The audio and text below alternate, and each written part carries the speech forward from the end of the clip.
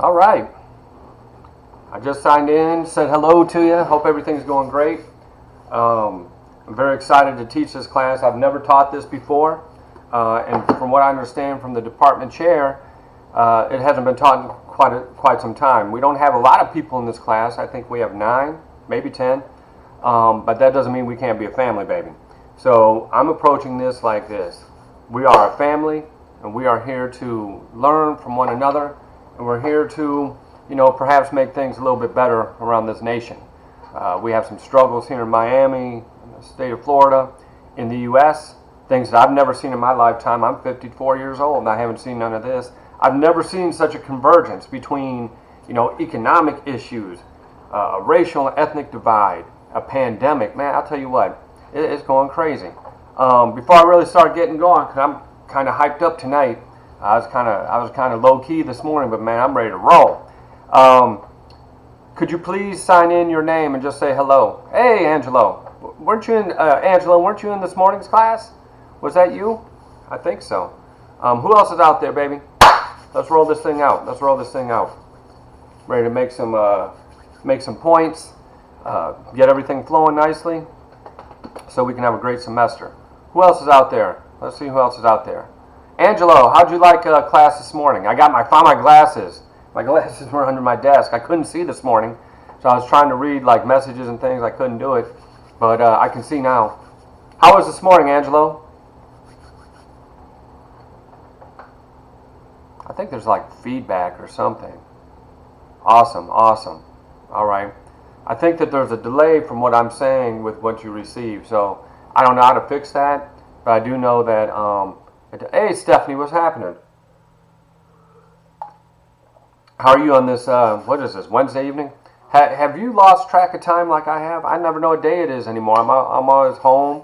I'm always doing podcasts with, making a podcast out of this book that you're going to be using for your text. It's called Dear Mama, Lessons on Race, Grace, and the Wisdom to Overcome. I wrote it. It's intense.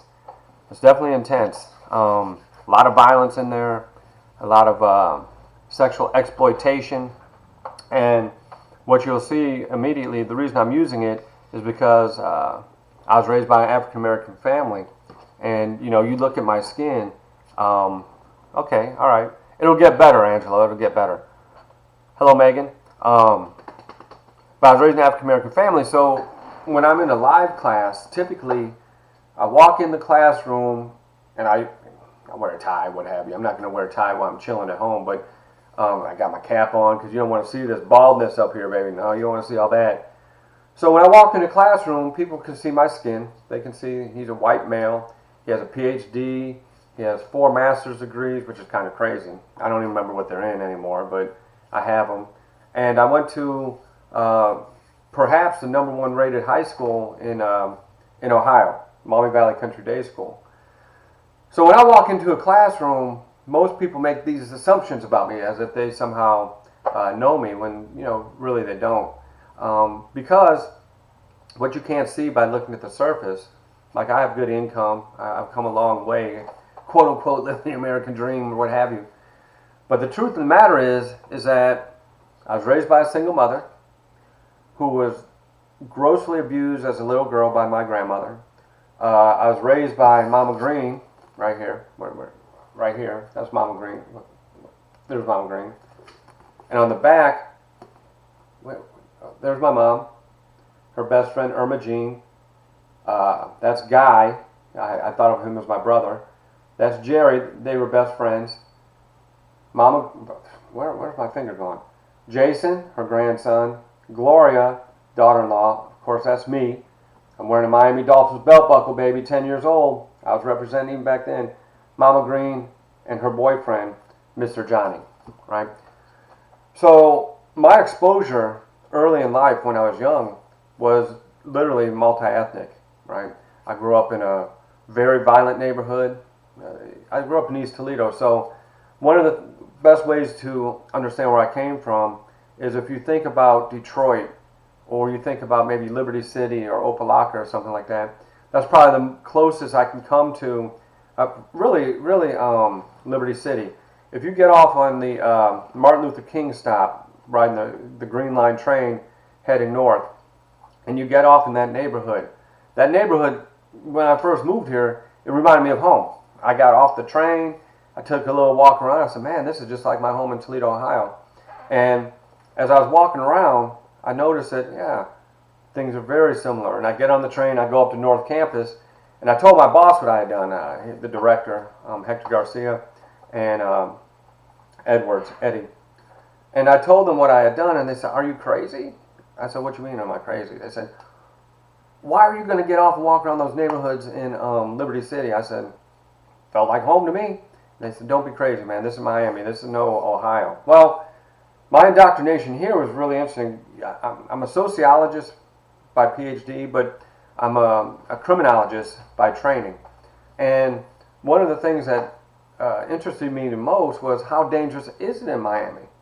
And when I started looking around, I noticed that the crime rate in Miami was lower than it was in Toledo, Ohio. It's lower than it was when I lived in Louisville, Kentucky. So I start to look at Miami, and I said, now I have to tell you though, that Palmetto Expressway, forget about it. I drove it one time. I got off at North Campus. I was so irritated when I went to teach that class. I sold my car. I got rid of it. I said, I'm not driving on that Palmetto again. I've had enough. Got rid of my car. Moved down to Kendall. I live right off of US 1, but by Dadeland Mall. And I noticed that the train would take me to where I needed to go, so I didn't have to worry about transportation. I still ride the bus. I haven't had a car in 7 or 8 years. And here's what I found. You may not agree with this. It's possible you won't. I find the people in Miami to be very, very nice. And when I say that to people, they're like, are you crazy? Have you met the people in Miami? I'm like, yeah. Every day I ride the bus, every day I ride the train, and everyone's kind. They always have a kind conversation. A lot of people started speaking Spanish to me because back in the day I can't profile.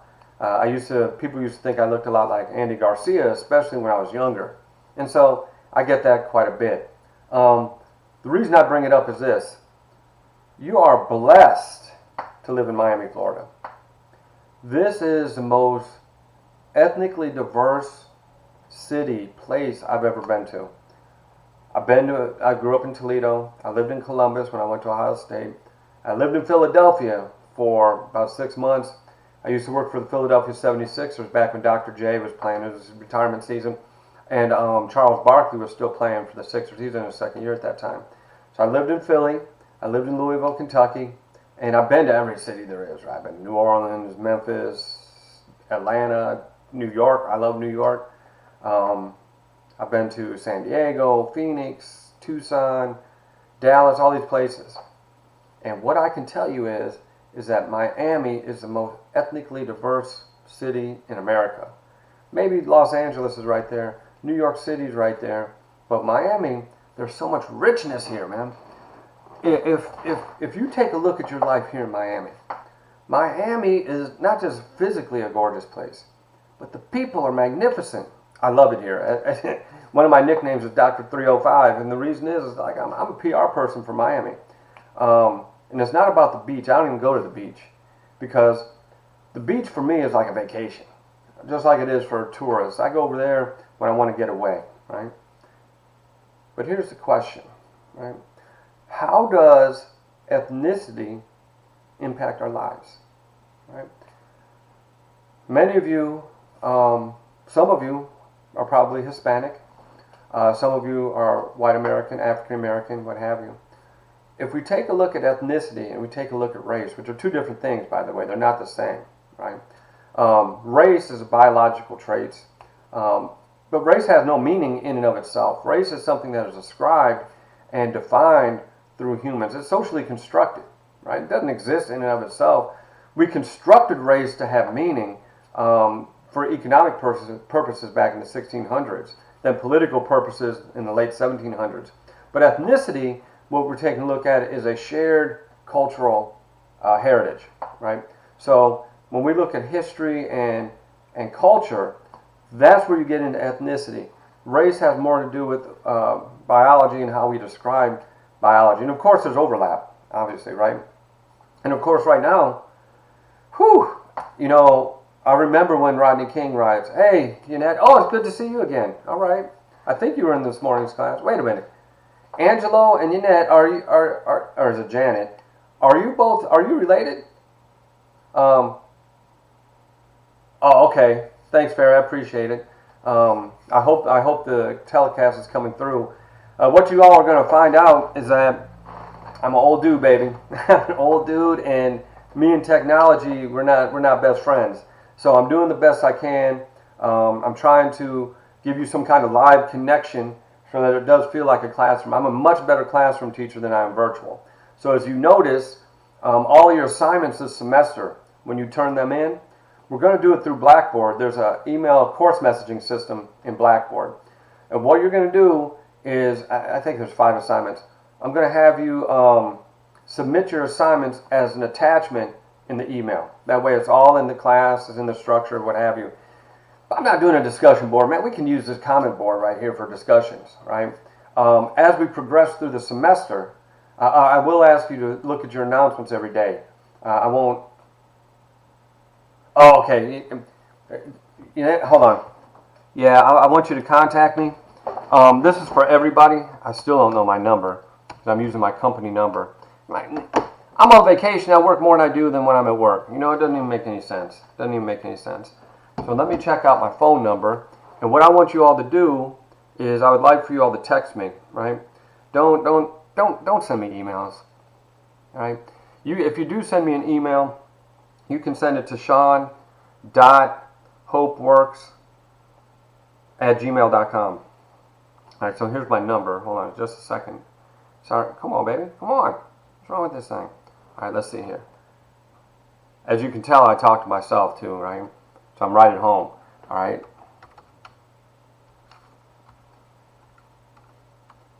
All right, there's my phone number. And I emailed the syllabus to you Sunday night. So if you didn't get it, it probably means that you added the class later. So, just remind me with the text, and I'll send it to you probably tomorrow because I got to go see my kids here after class. But in any case, what was I saying? So when we take a look at ethnicity, right, what I want you to see is how does ethnicity affect your life, okay? Way too many okays, way too many ums. Let me just ask you all a quick question, if you don't mind. And I'd like you to post in the comment box. And I ask this every single semester, and every semester I do the same thing. Why are you in this class? Okay? So just start in the comment section. Tell me, why are you here? Right? Why did you take this class in particular? And it's exciting because it hasn't been taught in years. I'm very excited by the fact that we are here together. And as a matter of fact, the second thing that's really interesting to me is I don't teach at Inter-American or Padrone campus. I teach out in Kendall. So it's nice to have exposure to you all for my first time in the Inter-American campus, though it's virtual. Can you all hear me? Because I know that the timing and the feedback is usually slow. So what I'm asking at this point in time is, why are you in this class? Right? So if you don't mind putting up there why you're here, I sure would appreciate that. Okay? I'll tell you why I'm here. Would you all be interested in knowing why I'm here at Miami-Dade College in Miami, Florida? The reason I'm here is because I've worked at, I don't know how many universities. Ohio State University, I worked there. That's where I started. I worked at Capital University in Columbus. Oh, awesome. That's a great reason, interesting subject. I taught at the University of Louisville for 10 years. Had all those American, oh good. Thanks, I'm glad. I taught at the University of Louisville for 10 years where I had, NFL players, NBA players, etc. As a matter of fact, I may be the only professor you'll ever meet in your lifetime who had a Heisman Trophy winner in class as well as a Super Bowl MVP, right? So my career is kind of wide and broad. I do financial planning. So one day I'm going to actually teach you all how to invest and how to build your financial house. Because one thing we're seeing right now, if you notice, is that ethnicity, race and ethnicity have had a huge impact on income, right? So when we're looking at these unemployment numbers hitting 40 million people that a month ago were employed, who's getting hit the hardest? It's no mistake, it's no accident that minority groups are getting hit harder than those who are quote unquote institutional power, right? So we take a look economically, health-wise, educational attainment. All these different things vary in accordance to ethnicity, not at the individual level, but certainly at the level of institutions. In other words, an institution is a stable cluster of behaviors that are designed to meet basic human needs, right? So the economic institution meets the needs to distribute goods and services. The family institution is to reproduce the population. Education institution is to provide knowledge, etc., etc. I love it. I love it, Stephanie. I love it. Great, great, right? So it's a requirement for your major. Okay, is it Janet or is it Yanette? I don't want to get it wrong all semester. Somehow we'll figure it out.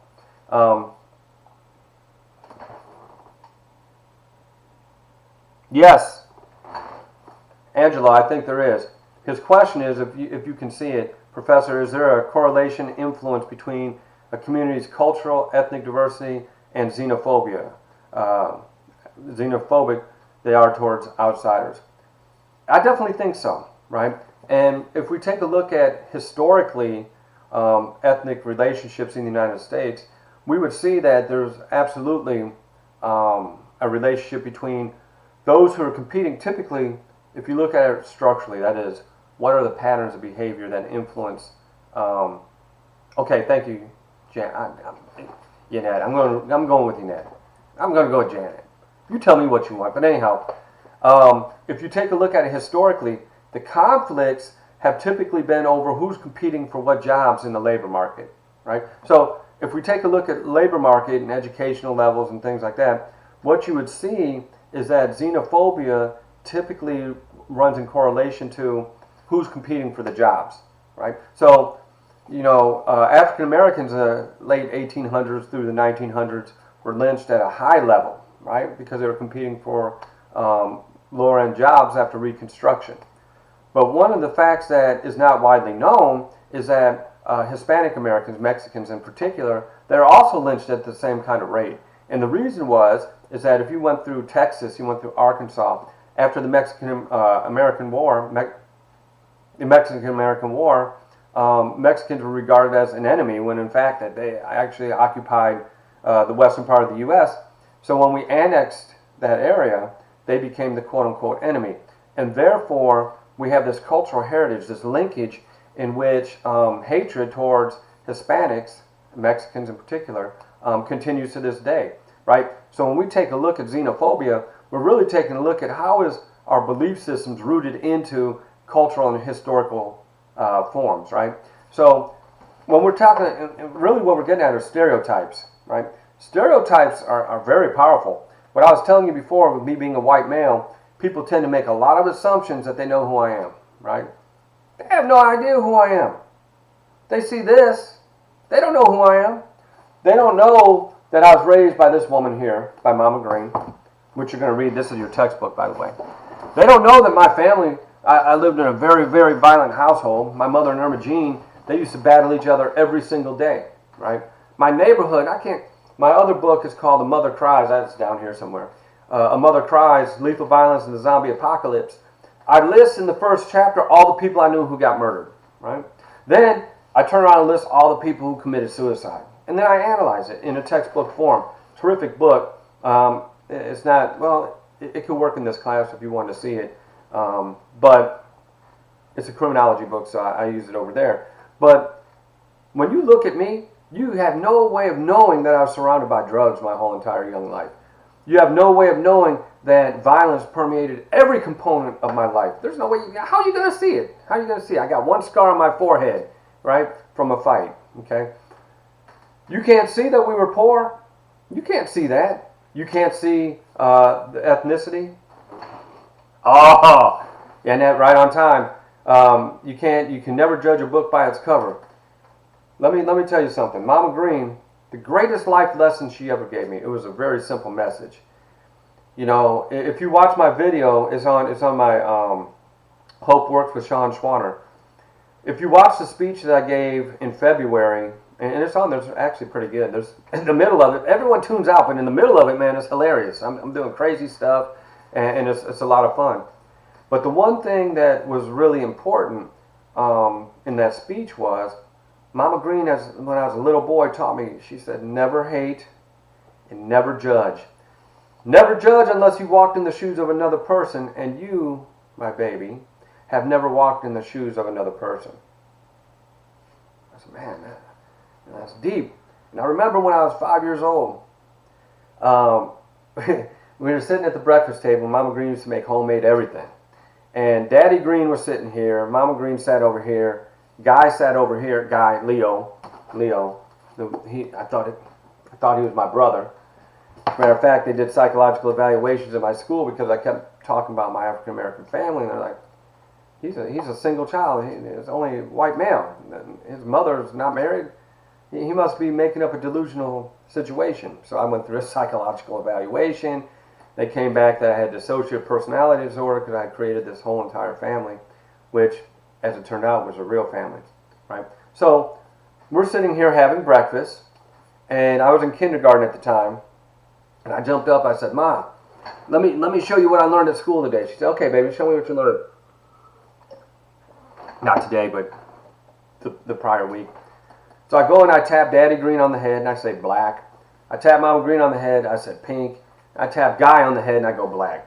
I sit down, hit my chest, sat down and said white, right? "Hey, Matt, hey, what's going on?" Matt Hyde, for those of you who don't know, Matt Matt and I went to high school together, Maumee Valley Country Day School. And the reason I'm not good at technology is because Matt is great at technology. And we had an assignment with Mrs. Schwartz. It was our freshman year in high school. And we had to write a program where we turned 10 monkeys into 11, right?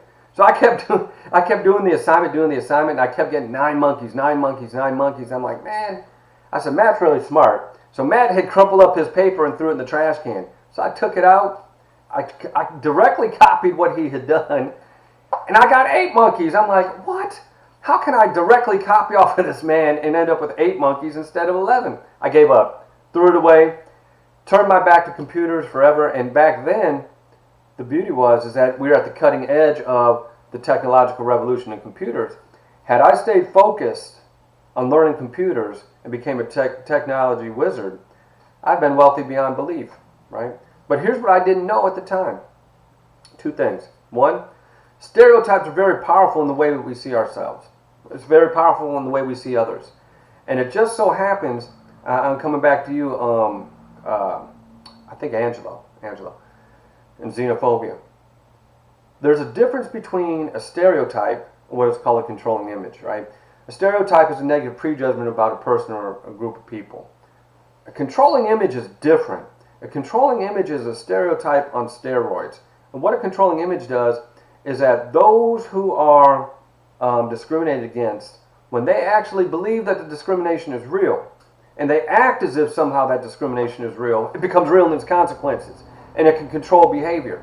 So when we take a look, if I ask you, okay, if I give you these characteristics, tall, young, African American, and I said, who am I describing? Many of you would think basketball player, right? But if I said young African American male with glasses, tall, now all of a sudden it would become a little bit more discombobulated. And why is that? It's because there's some kind of belief system out there that these characteristics are real. Harry Edwards, who's a sports sociologist from University of California, Berkeley, he made the argument that young African American men and he was in the Olympics in '68, and he did his fists and everything. He made the argument that if we had images of a professional outcome for young African American men, that we'd have greater diversity in the labor force. But because of the way stereotypes permeate, because of the way that controlling images permeate in the media, in word of mouth, etc., and our common sense assumptions, what happens is, okay, I will, just a second. And what you have are these divisions. Hate doesn't exist in and of itself. It's ridiculous. Hate is a social construction that comes from historical forces, economic forces, and philosophical forces. It's deeply embedded in common sense. When our common sense becomes one of division, like it is now, right? Build a wall. It doesn't matter if you like Trump or don't like Trump, because long before Trump ever showed up, there were people that discriminated against Mexicans from Mexico, right? We've always had xenophobic ideas towards that group. So we say build a wall. What are we building? We're cutting off our number 2 trading partner. Number 1 is Canada. Number 2 is Mexico. Number 3 is China, right? So we're looking beyond. We're not looking beyond the surface. We're actually letting the surface dictate for us what our interpretation is, and that's rooted in history, and that's rooted in stereotypes and controlling images. So Harry Edwards makes the argument that if young African American men spent, I can't remember what his number was, spent the same amount of time practicing education in school as singing and basketball, you would triple the number of African American doctors and lawyers in the workforce, right? If you listen to, what's his name, Malcolm Gladwell. Malcolm Gladwell talks about in his book, Outliers. He talks about, is it Outliers? I think it's Outliers, right? What he says is that, hold on, give me a second, I gotta think of the term. Capitalization, that's it. Boom, the capitalization rate. The capitalization rate varies in accordance to ethnicity, right? And here's what that is. The capitalization rate is what percentage of a population finds itself working in the professional class, right? So in the United States, and this is Malcolm Gladwell, we have 55% of Asian Americans are in the professional class, engineering, professors, lawyers, all those kind of things, right? The professional class. Whites, I think it's like 35%, okay? Hispanics, it's around 15 to 20% according to Malcolm Gladwell, but for African American men, it's 3%, 3 to 5%. So the question is it really based upon inheritable traits such as race, or is there something that is in the construction of our society itself that distributes these outcomes? As a sociologist, I say it's a structural force, and we're going to talk about structural force, right? Structural forces basically create the channels that we occupy as we move through and as we live, right? Our quality of life, our outcomes, are structural forces. So going back to your question, Angelo, yes, there is a correlation. It's a complicated correlation, but there is certainly a correlation, all right?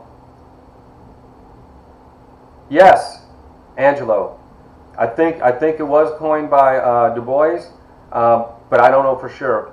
Why don't you do me a favor, and would you mind looking that up? Because W.B. Du Bois, man, he was magic.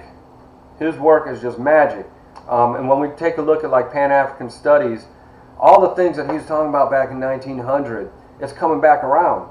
So we take a look at what's coming back. It never left. So people, I don't get into politics at all, right? It's just not my thing. People argue about it. And everyone wants to blame Trump for, the rise in racism. I'm sorry. That's not Trump. That stuff's been sitting around for historically since we were created. So we're going to blame him? No, we can't blame him. What happened was, once he got elected, the voice of hatred emerged, right? But the hatred was already there. And why was it there? Because we have common sense assumptions about others that we hold to be true. But they're not true. Because here's what C. Wright Mills says. C. Wright Mills, who's a sociologist, 1959, he wrote that in the sociological imagination, people are more similar than they are different, right? But what we try to do is we try to find the differences and exploit those differences so we can create a hierarchical system. Don't work that way, right? Because if you really take a look at it, because I'm a living example of it, what I learned was poor kids and wealthy kids, their parents both loved them. Both sets of parents want to do what's best for their kids. Most parents, not all of them, but most parents want their kids to get an education. Most parents want to love their kids. Most parents want their kids to have a good job. They want them to have a quality of life, right? Well, that's a pretty big similarity. It doesn't really matter what race or ethnicity you are. We want you to do better. Now, a few minutes ago I was talking about trends, right? And Matt, he reminded me of this. Had I jumped on the trend train, that's hard to say, you should try that sometime. Had I jumped on the trend train back in 1980, when I was a freshman in high school, my life would have been completely different, but I couldn't see it. I couldn't see how powerful a force computers were going to be. Now you live in an age where the direction and the speed of change is it hasn't been seen before, right? The greatest change in human history is happening right now in your lifetime. And we do not know what the future is going to hold. But here's what we do know. There's going to be racial division, social class inequality. That's going to come down the road. But many of the jobs that you have or that you're pursuing will be taken over by artificial intelligence and robotics. Right now, the what's it called? Not the census, Department of Labor. They say by the year 2040, right? What is it? 30% of the jobs that exist today will not exist in 2040. That's 30%. 30% of the jobs that will exist in 20 years haven't even been imagined yet. So, what are we training you to do? We're training you to take a multiple choice exam? Are you serious? You mean to tell me you're going to go through kindergarten all the way through college, learning how to take a multiple choice exam, rather than learning how to identify who you are and what you are, and see how you fit into the system? Yes, Angelo? The rhetoric is damaging, and we've definitely seen the rhetoric play itself out during the rioting. Now, it's interesting. I have a Pan-African Studies professor, really good friend of mine, Ricky Jones, up in Louisville, University of Louisville. And he's like, are we watching riots or are we watching rebellion? Right? Because riots has the terminology to exacerbate the idea that people are out of control. But if we change it to rebel, that means there's an underlying current in which people are trying to reassert their control over their own lives. So the wording that we use will construct for us the definition of how we interpret behavior.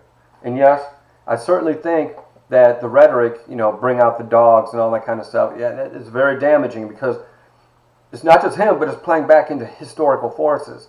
And what we're really seeing is the culmination of all these facts and these forces converging in one time in one place that is going to change the way in which we live. So here's what I want to do. All right. You all told me kind of why you're in here. A lot of times it's for credits, right? I love when people say it's because it's going to be an interesting class, right?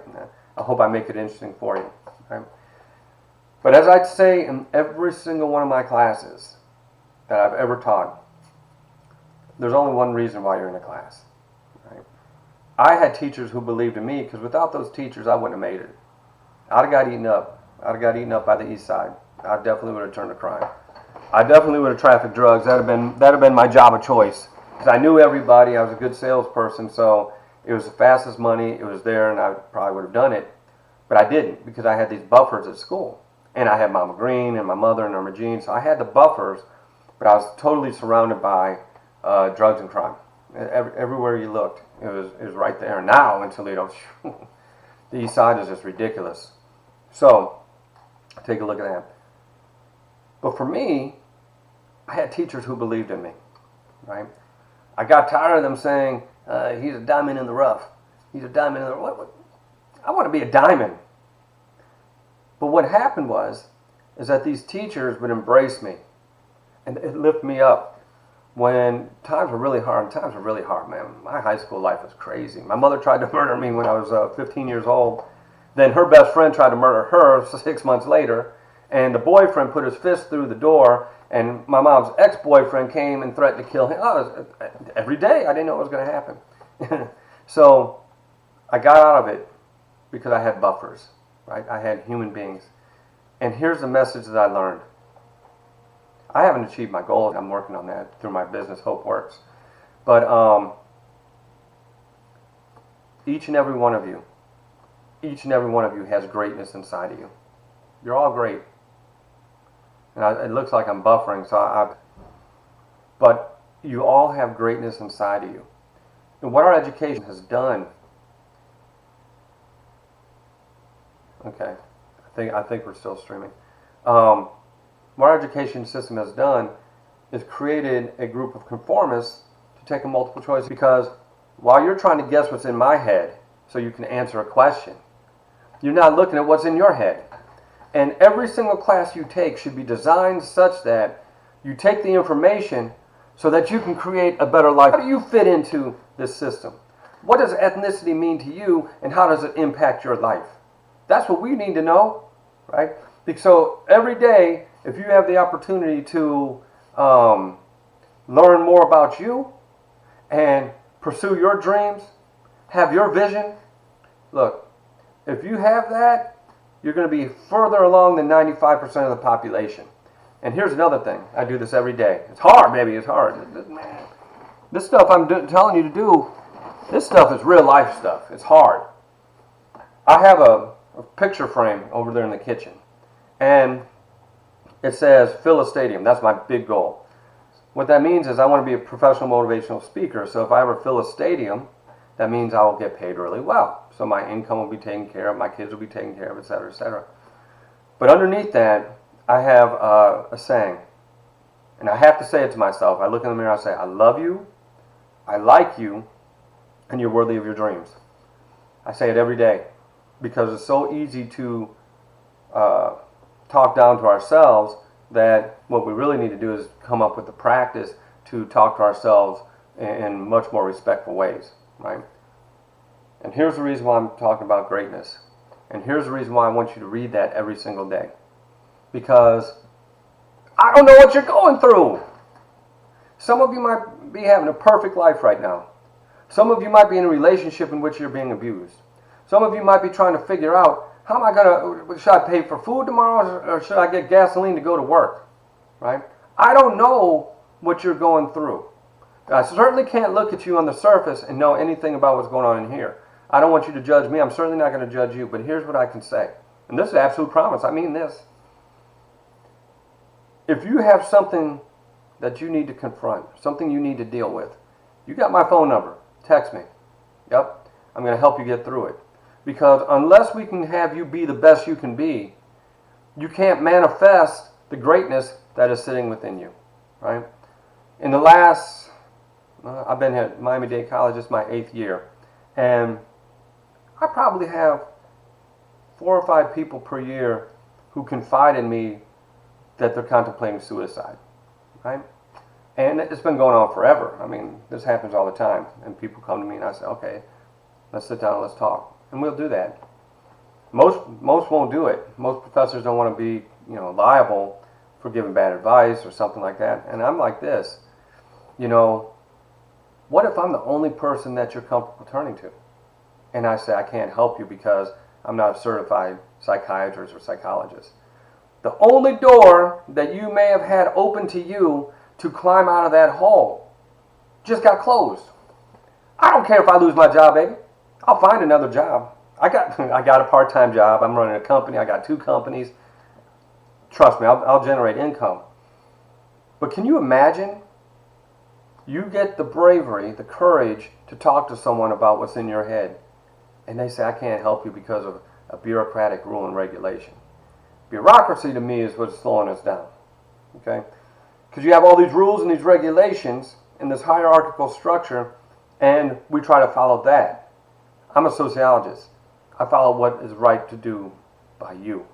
So, if you need to reach out, you reach out, because we need you to be at your best.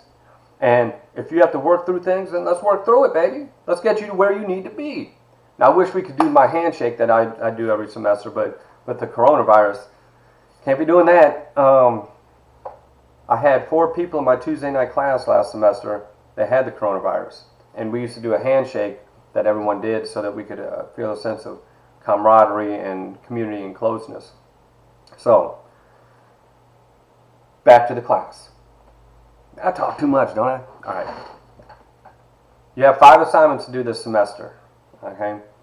And it's in the syllabus that was sent to you within Blackboard.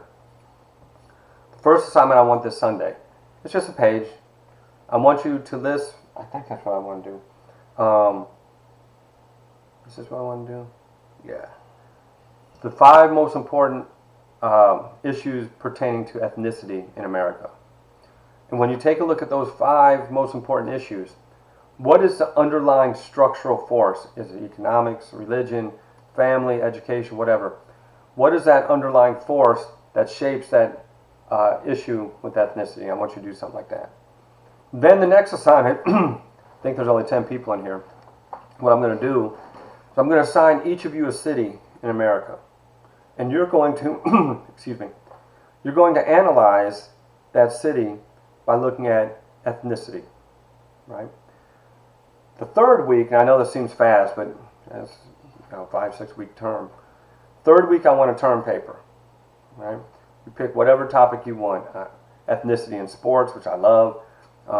Actually, I'm writing a book right now on ethnicity, sports, and crime, right? So if you want to do that, that's great. Ethnicity in professionals, ethnicity in religion, ethnicity and xenophobia. Whatever you want to do in terms of ethnicity and America is fine with me. And it doesn't even have to be America. You can do it, in Bosnia. I don't care. Just make it interesting to you, and make sure that when you write it, you're writing it in such a way that it takes you to a greater place. Right? And I'm going to show you how to write. I have very specific types of rules that I learned from all those teachers that will make your writing so much easier to do. Then I forget what the 4th assignment is, and then the 5th assignment, you're going to have your term paper. Next week, we're going to start talking about this book, but we're going to start talking about it from the ethnicity perspective, right? Because I came from a neighborhood that was very ethnically diverse. Puerto Rican, Mexican, white, black, etc., all together in one neighborhood. So we'll be covering this book in terms of ethnicity. Those of you who are in the earlier class, social problems, there's also social problems in here as well. Can I please repeat number 2? Yeah, I can. Number 2, I'm going to assign each of you a city, and you're going to find out everything you can and write about ethnicity in that particular city. Right? What are ethnic relationships like? What's the impact on quality of life, etc.? So I'm not going to give anyone Miami because you're from here, but I'm looking at New York City, looking at Philadelphia, Seattle. Seattle's going to surprise you, whoever gets that. Los Angeles, we're going to take a look at probably Chicago, maybe Dallas. So I'm going to pick these cities out, and we're going to really get to know them. And the reason is because, let's face it, there's an ethnic explosion right now, right? And this explosion of these underlying tensions, it has a real impact on us. And, you're welcome. You're welcome. And I just want us to live more peacefully than we have in the past. And I think that we have this great opportunity to make a change, to make a difference. Right? 1, we use this class to make a change, to make a difference in other people's lives. 2, we use this class to make a difference in your life. And when you walk away at the end of the 6th week, I hope you can say, man, I did learn a lot. I will give you videos and terminology for you to look up, the important keys and terms, so you don't have to worry about stressing out over textbooks.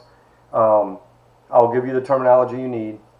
If you want to start looking things up ahead of time, you can look up, if you're taking notes, conflict theory. Here, I'll write it down. Functionalism. Why my thing working? Conflict theory. Functionalism. And symbolic interactionism. Right? So those are going to be 3 core concepts. You might as well look them up. And they're theoretical perspectives or sociologically driven concepts. But the reason why you want theory is because theories will frame the way in which you interpret different types of behavior. So when I see the rioting taking place, I'm almost always looking at it from a conflict perspective. Not conflict like this kind of perspective. Conflict in who has power, who has the wealth, right? So I'm looking at the unequal distribution of wealth and how it expresses itself in violence, right? That's conflict theory. Functionalism basically is just saying, how do the institutions work together to promote stability in society, right? Just think of a car. You got to have the tires, you got to have the engine, you got to have the doors, you have to have all the pieces to work together for that car to function. In symbolic interaction, when I was talking about stereotypes, etc., symbolic interactionism is essentially that we interact through the use of symbols. So the way in which we communicate is through words, right? If I say, let's dance, right, then that has a different meaning than saying, let's sit down. Sitting and dancing. Yes, Angelo, it is. They're all interesting, right? But I'm going to guide you through a bunch of the theories, and you'll look it up. Okay. Conflict theory is a very powerful one because it takes a look at social class inequality. Functionalism looks at how things work together. And symbolic, I'm a symbolic interactionist, right? I'm all these theories. But I love how do people construct their life, because nothing is real, right? Everything is socially constructed. Our interpretation of groups is based upon social construction, just like we're talking about when we're talking about xenophobia. It is a socially constructed status, right? And when you have the social construction, it creates boundaries between people. Why should we have boundaries based upon prejudgment and hate? It makes no sense to me, right? But those boundaries are constructed, they become real in their consequences, and when applied, become deadly, or conceivably deadly. So the way I like to look at it is, if we can construct this hate, then we can reconstruct a form of peace. And ultimately, in my view, if we create healthy relationships between people, right, we can drive down crime. We can drive down levels of homicide and suicide. And we can drive down all these forms of sickness, you know, because if you take a look at sickness and disease, it's socially constructed as well, through diet, through behavior, etc. So as we take a look at how things get constructed, I want to keep an eye towards how do we reconstruct a new world. So that's kind of where I'm coming from. I doubt, well, no, I don't doubt it. I'm not going to do it. I can't talk forever. And without having the live interaction, I think I'll just max out at an hour when we do a presentation. And then I'll give you announcements in Blackboard so that you know we're not going to live stream every single class. We're definitely going to live stream, what is today? On Mondays and Tuesdays. Well, if you're my Tuesday, Thursday class. If you're Monday, Wednesday class like you are here. But we'll live stream for sure on Mondays, maybe on Wednesdays, right? Depends on what needs to be covered.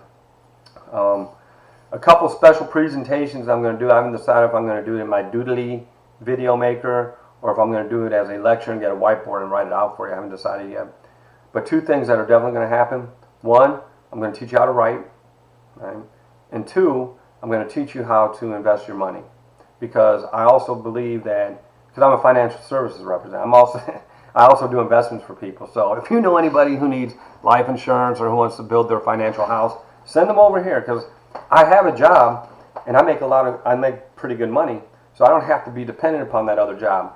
My financial services job is strictly designed for me to give people an opportunity to learn how to invest, how to take care of their financial security, because those of you who are under the age of 25 right now, I can make you a millionaire. By the time you're my age, you'll be a millionaire if you listen to what I'm saying. And it's real easy. But nobody teaches us, and that's what drives me crazy. Whoa, drives me nuts. So I'm going to have a special class on that, how to get your financial house in order. I'm going to teach you how to become a millionaire if you want to do it, and teach you how to write. Writing, mindset, investing. You're going to be different than the other 95% of the persons out there. Yes, the live lectures will be at the same time. They're going to be at our designated course time, right? Because structurally, if we're supposed to be here at 6:40, it's just easier than say, all right, I'll see you at 3:20 on Thursday. Now, let's just keep it the same. More for me than for you, because I have so many things. Like right now, I'm writing 4 books. I'm running 2 companies, and I work part-time doing financial services, right? So I got 4 jobs, 4 books. I'm always overwhelmed with work, so when it's time for us to come here at 6:40, that's when I'll do it. Angelo, man, you're running deep today, baby. Yeah, all right. Yep, the roots tie back to Karl Marx. But they are essential to learn and comprehend, all of Marx, absolutely. Because if nothing else, I've always ascribed to this. Even if you disagree with somebody else, it's good to know how their thinking works. Oh, you're welcome. You're welcome. Absolutely. Please interact with me on the comment board anytime you want. If you ask me questions, as you can see, I will answer the question and we'll fill the time that way. I like live classes because you can't tell it because I can't see you, but I'm very interactive. I tend to be kind of funny at times. As a matter of fact, in my live classes, I will take one day, I'll just tell jokes for 2 hours, right? And then another day, I'll just sit there and tell you how to invest your money, right? How to get your life insurance squared away. I will talk about relationships, right? Because, oh, that's the last thing.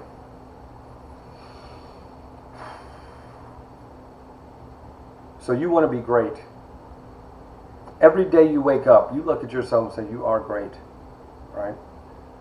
And when you do so, make sure that if there are people in your life that bring you down, that undermine your greatness, that make you question yourself, kick them off your team, baby. Gone. Because you should surround yourself with those people who believe in you, who edify you, who lift you up and give you strength and give you courage. If you surround yourself with those people all day, every day, and you cut out the ones that drag you down, I don't care if you're in a relationship or what, they got to go. Because you are too valuable in this world to be brought down because someone else's hate, someone else's anger, someone else's abuse brings you down. Not me, baby. I cut them out and I bring them in. And right now, I have a team, probably about 4 people that are magnificent. And if you want to find your greatness, you certainly need to surround yourself with a team that is going to be the centerpiece of your life. Right? Okay. Which, by the way, Angelo, since you like theory, social network theory. My favorite theory in sociology is called network theory. We'll talk about it later. It's a very powerful theory, very difficult to fully comprehend because it's so complex. And when I talk about ethnicity and violence, which I will probably week 3, I'll talk about stream analysis. And when I talk about stream analysis, I firmly believe that if we want to solve these issues that we have in front of us, we got to look at it like this, that we're all in the same stream, swimming through the same current, but where we are in the river is different, right? So looking at how those underlying forces shape all of our lives, we also want to know how within that stream our networks connect us differentially within the stream, right? Because at the end of the day, I don't care about your grade. I don't give a damn. Get an A,